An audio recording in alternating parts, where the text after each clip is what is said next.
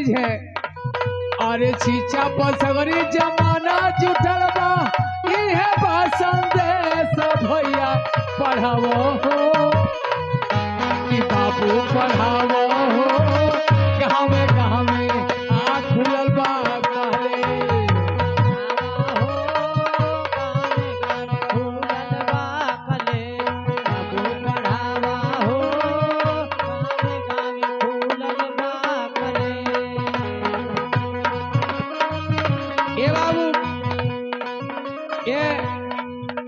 सब अतुल बाबू के तरफ से ये भगवान रूपी एक देवता के तरफ से ये 50 रुपये का पुरस्कार बा। ये देखल जा बहुत रुपये का पुरस्कार ये हमारे फरीदरपुर के टेंट वाले भैया के तरफ से बा। भैया के गोड़ छू के प्रणाम कर धड़ी, लेकिन गीत पर वह सब ध्यान दे। ओ छीछा बहुत बात भैया लोग पढ़ाई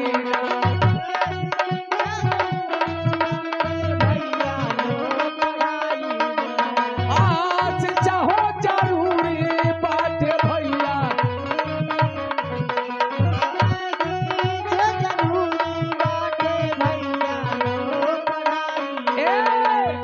आदरणीय मेरे नौजवान साथियों, मेरे माताएं बहनों, आज के युग में शिक्षा ही जरूरी है। हो शिक्षा हो जरूरी बाटे बेटवन के पढ़ाई।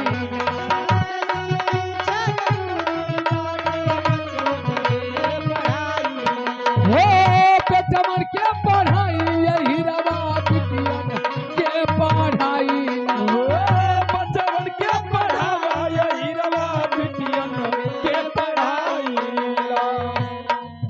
ये देखा जा, ये हमारे राजेंद्र की गाजीपुरी के मामा के तरफ से हमारे भी मामा है। ये मामा के तरफ से लाखों लाखों रुपये का पुरस्कार। दोनों मामा का छतर छाए, तीनों मामा का छतर छाए होना चाहिए। क्या बात है कि बहने ब्राह्मण है, उन्हें जितना ही दान दिया जाएगा उतना ही बाबा साहब का आशीर्वाद और बाबा साहब का दिया हुआ चीज हम लोग के मिली। तो हम लोग को बेटा बेटी पढ़ लिखे IAS PCS बनी, आगे बढ़ो।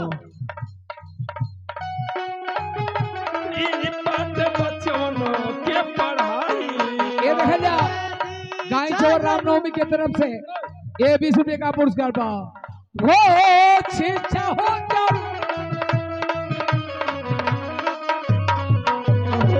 शिक्षा हो जरूरी बाटे बचवन के पढ़ाई। हो बचवन के पढ़ाई, मामा बिटियन के पढ़ाई।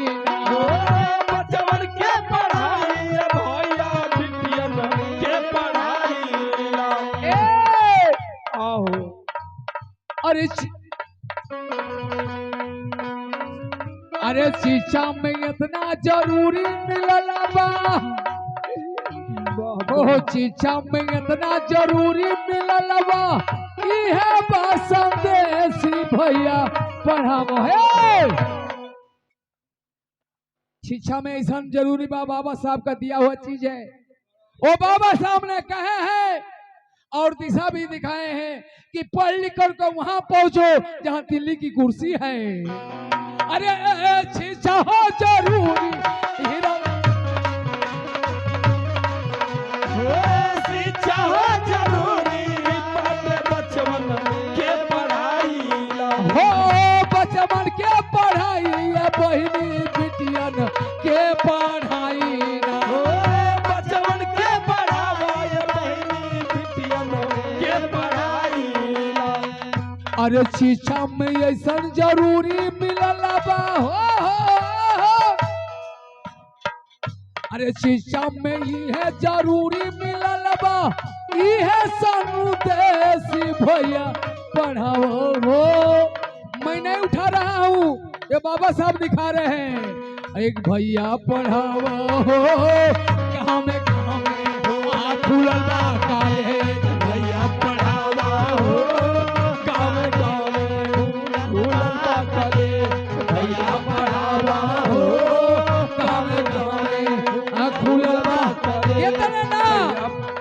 ये भैया स्कूल इतना खुलल बा कि स्कूल अधिक हो जाई लेकिन लइका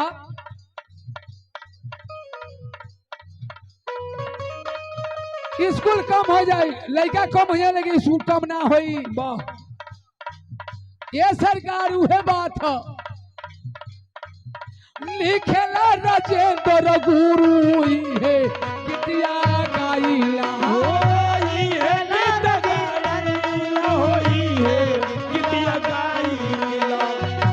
लिखेला राजेंद्र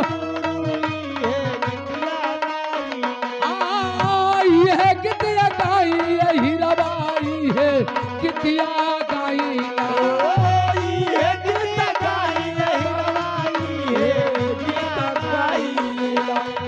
अरे गाई गाई हई नरुआ दिहलस अरे गाई गाई हई नरुआ दिहलस सब भी सुनाई भैया पढ़ावो हो ए मामा मामा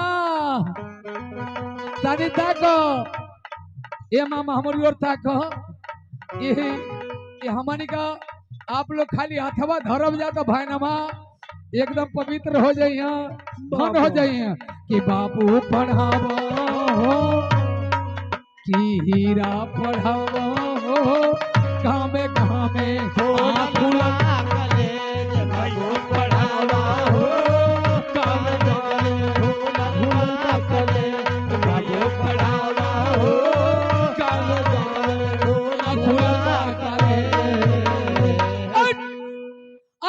भाई और भौजाई बगल में बैठे हो कसाई हो।